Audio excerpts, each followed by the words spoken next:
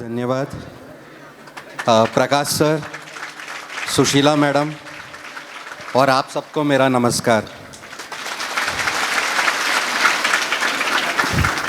मुझे नेपाली थोड़ा बहुत समझ आता है, पर मैं खुश क्यों हूँ पता है यहाँ पे बैठ के?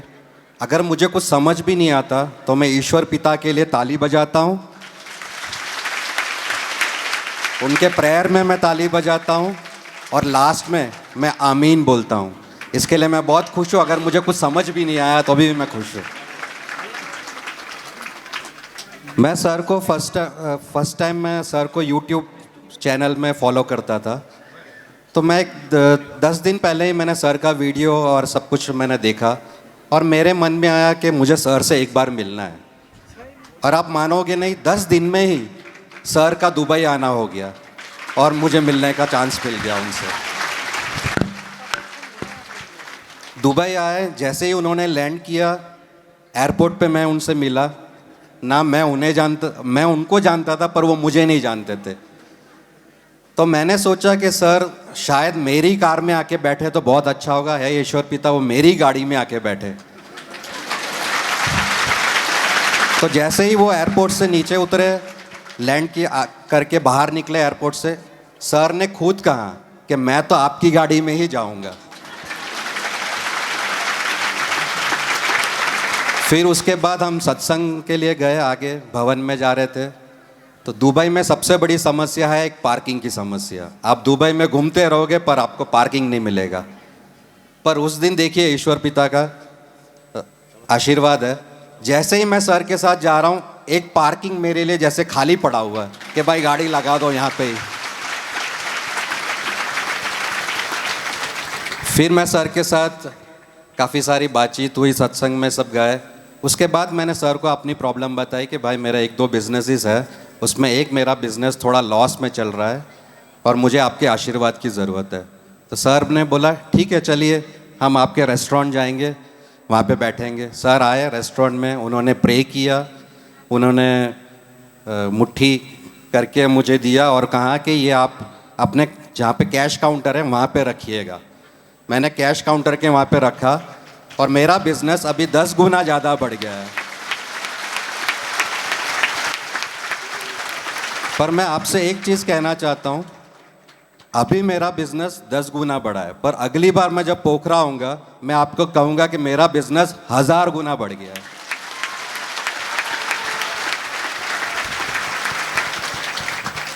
उसके बाद मैं यूं ही थोड़ा बहुत परेशान था। हम सबकी एक समस्या भी है, हम जब भी परेशान होते हैं तभी याद करते हैं। हमें खुशी में भी उनको याद करनी चाहिए। मैंने देखा है कि ठीक है हम सब हमारे लाइफ में बिज़ी होते हैं, हम सबको अपना बिजनेस है, नौकरी है, हम सब बिज़ी रहते हैं। पर आप सुबह जब निकले गाड़ी से एक 5 मिनट आप भजन रख लीजिए गाड़ी में। आप 5 मिनट आप ऑफिस पहुंचेंगे तब तक आप भजन सुन सकते हैं, सब कुछ कर सकते हैं। इस बिज़ी लाइफ में भी हम आप टाइम निकाल सकते हैं उनके लिए। फिर मेरा वहाँ अभी थोड़ा सा प्रॉब्लम चल रहा था तो मैं आया नेपाल। और मैं आया क्यों? क्योंकि ईश्वर पिता ने ही मुझे कहा कि भाई प्रॉब्लम है, जाओ नेपाल सर से मिलो आके। मैं आया सर से मिलने के लिए।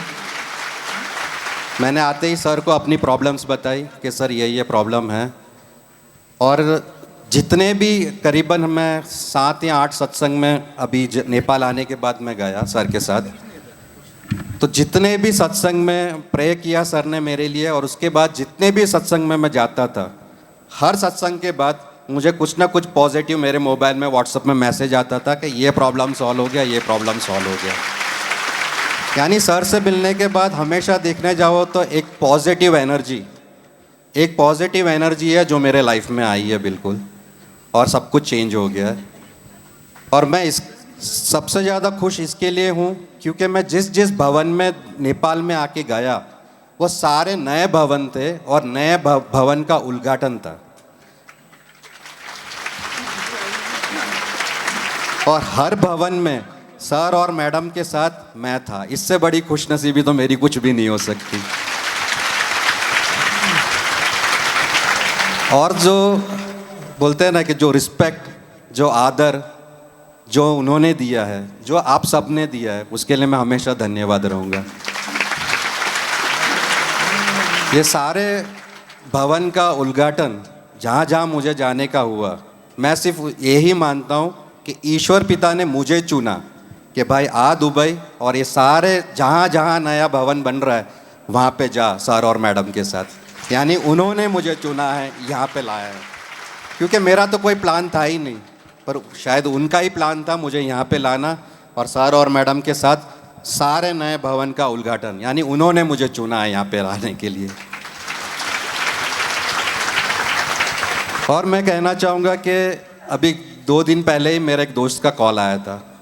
उसने मुझे कहा कि यार मेरा भाई है, वो कैंसर से प्रॉब्लम में चल रहा है, हम काफ़ी सारे डॉक्टर को दिखाने गए पर कुछ हो नहीं रहा है, लास्ट स्टेज में है, ये सब बोला। मैंने बोला एक डॉक्टर है जो ये सारा इलाज ठीक कर सकता है। बोलता है कौन है वो? मैंने बोला वो कैंसर भी ठीक कर सकते हैं, वो तुम्हारा दांत का दर्द, पीठ का दर्द, कमर का दर्द, जो भी आपको दर्द है वो सब ठीक कर सकते हैं।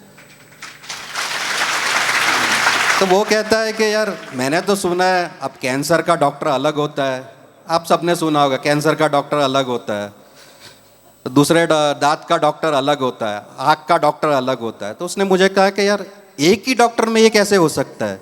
मैंने बोला एक डॉक्टर है जिसके पास ये सारे गुण हैं। तो उन्होंने मुझसे पूछा अच्छा वो कौन है? मैंने बोला उसके लिए तेरे को आना पड़ेगा एक जगह। तो बोलता ठीक है मैं आऊँगा, पर तू डॉक्टर का नाम तो बता। मैंने बोला ठीक है मैं डॉक्टर का नाम बताता हूँ। मैंने बोला डॉक्टर का नाम है डॉक्टर प्रकाश।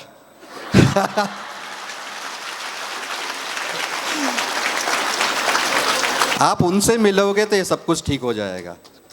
तो उनका कहना था कि ठीक है तो फिर मैं मिलने आऊँगा। मैंने बोला उनसे ऊपर भी और एक डॉक्टर है, पर वहाँ तक अगर तुझे जाना है तो इनके थ्रू ही जा पाएगा, क्योंकि वहाँ तक वही है जो पहुँचा सकते हैं आपका न्यूज़।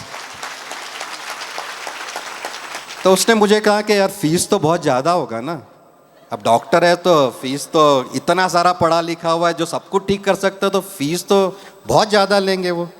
मैंने बोला फीस तो देना पड़ेगा, जिंदगी भर का फीस तेरे को देना पड़ेगा।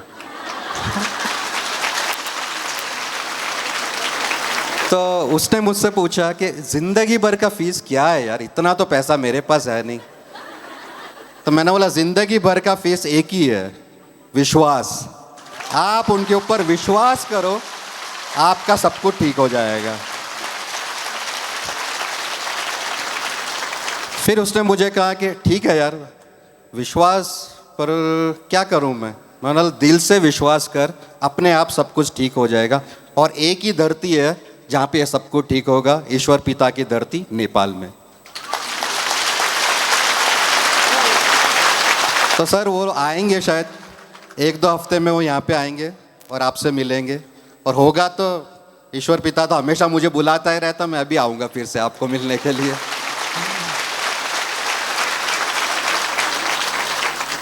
तो मैं यही कहना चाहता हूँ कि हम सबको मेन चाहिए विश्वास, क्योंकि हम लोग हमेशा, मैंने देखा है इवन मैं भी, मैं ये नहीं बोलूँगा, झूठ नहीं बोलूँगा, जब हम खुश रहते हैं, जब हम पिकनिक जाते हैं या घूमने जाते हैं, तब तो हम भूल ही जाते हैं ईश्वर पिता को। हम हमारे ही बस घूमते रहो, कोई ध्यान नहीं है, वो हम गलत करते हैं। हमेशा विश्वास रखिए, और आप चाहे खुश हो चाहे दुख हो, दुख में तो हर इंसान याद करता है, पर मैं चाहता हूँ कि हम सब मिलके खुशी में भी उनको याद करें, तभी जाके कुछ अच्छा होगा हमारे साथ। शायद दुबई से आया हूँ इसके लिए टाइम थोड़ा ज़्यादा दे रहे हैं क्या मुझे?